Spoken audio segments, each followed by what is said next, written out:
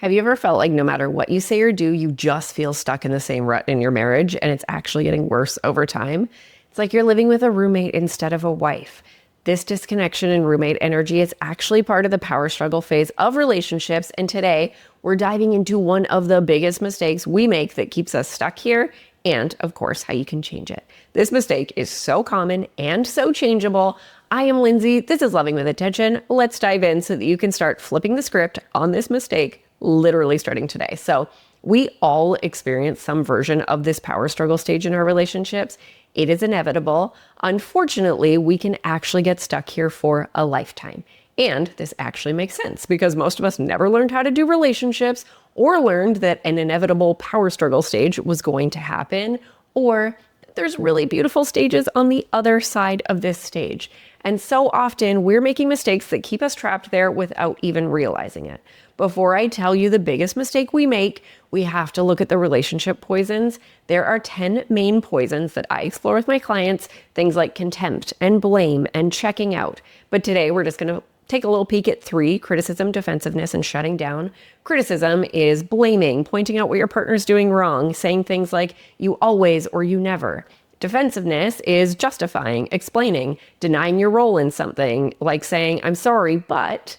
And shutting down, this is like stonewalling, silent treatment, withdrawing.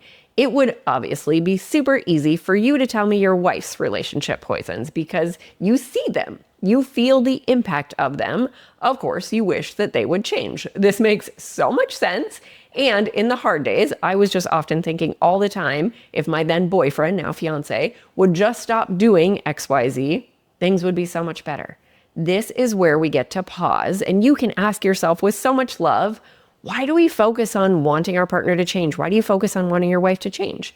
It's likely because you want peace and connection and love, a loving wife who cares about you, who is engaged with you, who desires you, and her behavior hurts, and you probably want to feel safe and you want to feel respected. These are beautiful desires that make all the sense.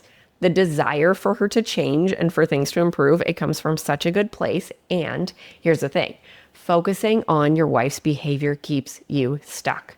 Waiting for her to get on board with growth or to actively work on changing things, it leads you to feeling frustrated, annoyed, worried, even hopeless. You feeling powerless, it puts the happiness, your happiness, in her hands. It changes how you show up because you're reacting to her actions, your energy is off, you're not feeling like you.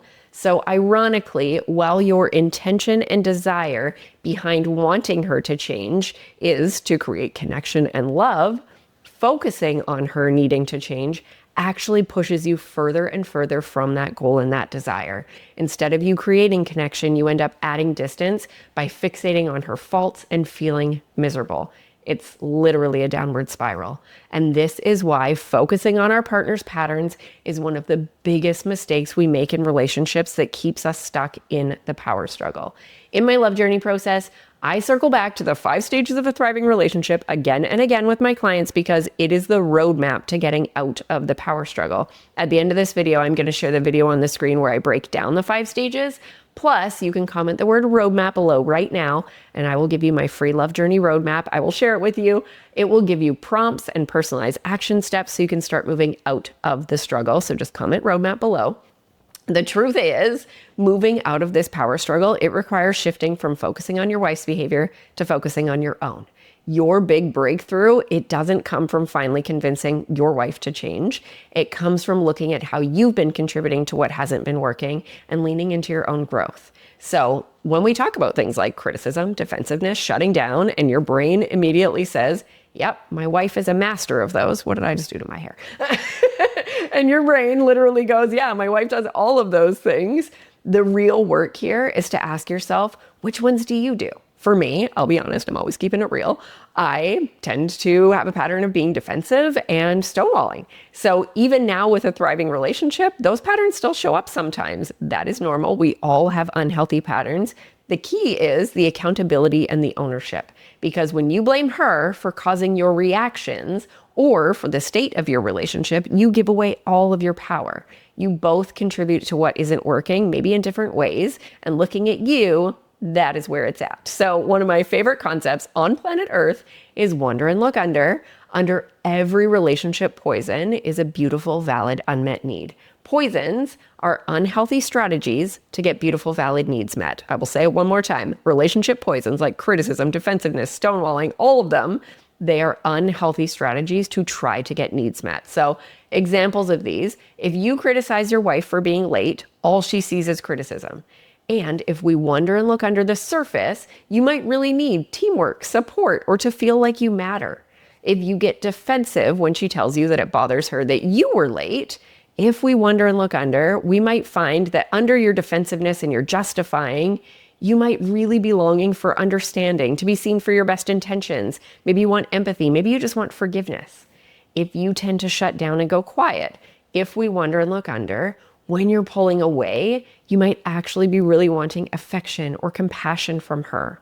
The strategy you use, it's a poison, relationship poison, and it's unhealthy.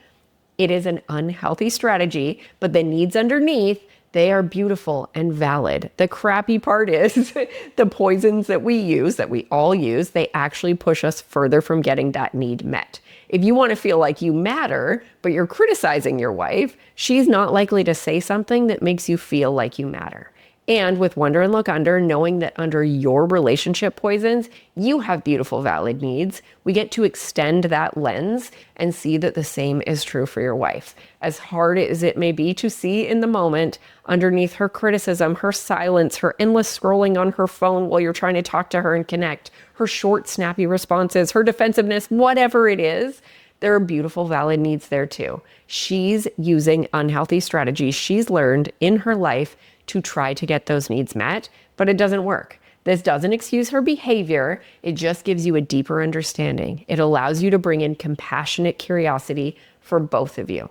Because when you can start seeing and speaking to the needs underneath the relationship poisons, instead of looking at what's on the surface, this is when change happens. You get to focus on you and do this Wonder and Look Under. And I love looking at it in this way. Imagine you're holding a remote control, you're pointing it at the TV, and you're like mashing the buttons, but nothing's happening. The volume won't change, the channel won't change. You just keep pressing harder, hoping for a different result, but it won't work. It's super frustrating. Now, think of this remote as your attempt to control your wife's behavior. No matter how hard you try to push the buttons through criticism, requests, demands, even heartfelt, thoughtful emails that you send her asking her to change or pleading with her to change, you can't make her change. The truth is, this remote doesn't work because you can't control someone else's actions. But here's the cool thing. You do have another remote, one that controls your actions, your reactions, your responses, and how you show up in your relationship. One of the biggest mistakes we make that keeps us in the power struggle is focusing on the broken remote. But the moment you start using the remote that you actually have control over, you can start changing the dance for real. It is about focusing on what you can shift, which is yourself. And that, in turn, influences the entire relationship dynamic. Now I'm waving around a remote. Your intentional action for the week is to bring in the Wonder and Look Under lens. Next time you're frustrated with your wife, pause and ask yourself, what might she be needing under this unhealthy strategy she's using? And, of course, focus on you. Notice your own patterns. If you catch yourself criticizing, defending, pulling away, rolling your eyes, having judgmental thoughts about her, pause, wonder and look under. What do you really need? This simple shift moves you from powerless to empowered. You have so got this. The video on the screen is where I share the 5 stages of a thriving relationship and break them down, and you can pop a roadmap in the comments for your action steps to go along with it. Thank you so much for being here. I'm sending all the love into your day. Remember, nothing changes if nothing changes, so let's grab the right remote and have a super intentional week.